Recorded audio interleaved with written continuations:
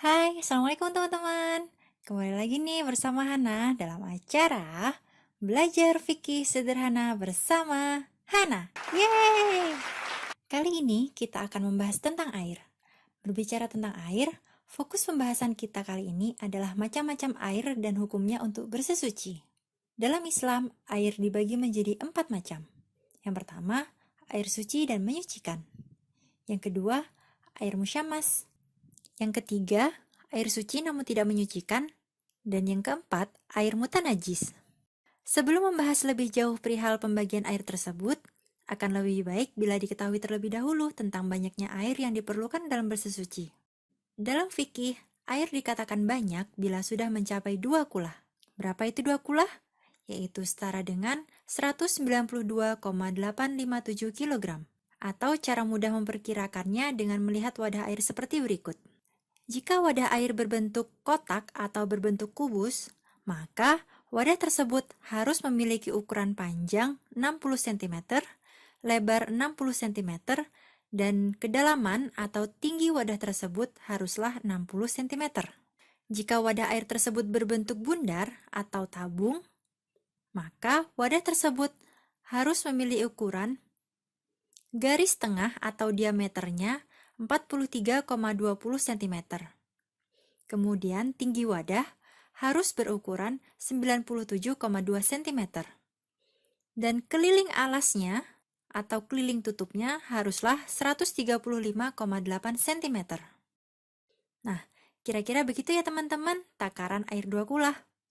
Oke, sekarang kita lanjut ya ke pembahasan tentang pembagian macam-macam air. Yang pertama yaitu air suci dan menyucikan. Air suci dan menyucikan artinya zat air tersebut suci dan bisa digunakan untuk bersesuci. Air ini oleh para ulama fikih disebut dengan air mutlak. Ada 7 macam air yang termasuk dalam air mutlak. Yang pertama, ada air hujan. Yang kedua, air laut. Yang ketiga, air sungai. Yang keempat, air sumur. Yang kelima, air mata air. Yang keenam, air salju. Dan yang terakhir, air dari hasil hujan es. Intinya nih ya teman-teman, air mutlak adalah air yang turun dari langit atau yang bersumber dari bumi dengan sifat asli penciptaannya. Lanjut yang kedua, yaitu air suci namun tidak menyucikan. Air suci namun tidak menyucikan maksudnya adalah air ini suci namun tidak bisa dipakai untuk bersesuci, baik untuk bersesuci dari hadas maupun dari najis. Ada 2 macam air yang suci namun tidak bisa digunakan untuk bersesuci, yakni air mustakmal dan air mustaghoyar. Air mustakmal adalah air yang menetes atau terjatuhi dari anggota tubuh orang yang berwudu atau mandi. Air mustakmal ini tidak bisa digunakan untuk bersesuci apabila tidak mencapai 2 kulah. Sedangkan bila air tersebut mencapai 2 kulah, maka tidak disebut sebagai air mustakmal dan bisa digunakan untuk bersesuci. Adapun air mustaghoyar adalah air yang mengalami perubahan salah satu sifatnya yang disebabkan tercampurnya dengan barang suci yang lain dengan perubahan yang menghilangkan kemutlakan nama air tersebut. Sebagai contoh, air mata air yang masih asli. Ia disebut air mutlak dengan nama air mata air. Ketika air ini dicampur dengan teh sehingga terjadi perubahan pada sifat-sifatnya, maka orang akan mengatakan air itu sebagai air teh.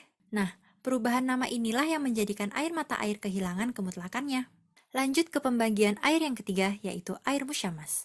Air musyamas adalah air yang dipanaskan di bawah terik sinar matahari dengan menggunakan wadah yang terbuat dari logam selain emas dan perak, seperti besi atau tembaga. Air ini hukumnya suci dan menyucikan. Hanya saja makruh bila dipakai untuk bersesuci. Namun tak mengapa bila dipakai untuk mencuci pakaian atau lainnya. Meski demikian, air ini tidak lagi makruh dipakai bersesuci apabila telah dingin kembali. Lanjut ke pembagian air yang terakhir, yaitu air mutanajis. Air mutanajis adalah air yang terkena barang najis yang airnya kurang dari 2 kulah, atau airnya mencapai 2 kulah atau lebih, namun berubah salah satu sifatnya, yaitu warna, bau, atau rasanya, karena terkena najis tersebut. Air yang sedikit apabila terkena najis, maka secara otomatis air tersebut menjadi mutanajis, meskipun tidak ada sifatnya yang berubah. Wallahu a'lam bishawab. Nah, cukup sekian dulu ya teman-teman pembahasan Hana tentang air. Bila ada penjelasan yang keliru atau kalian mempunyai pendapat tersendiri, bisa tulis di kolom komentar ya, agar bisa menjadi tambahan ilmu untuk kita semua. Terima kasih yang sudah menonton, and see you next time. Dadah!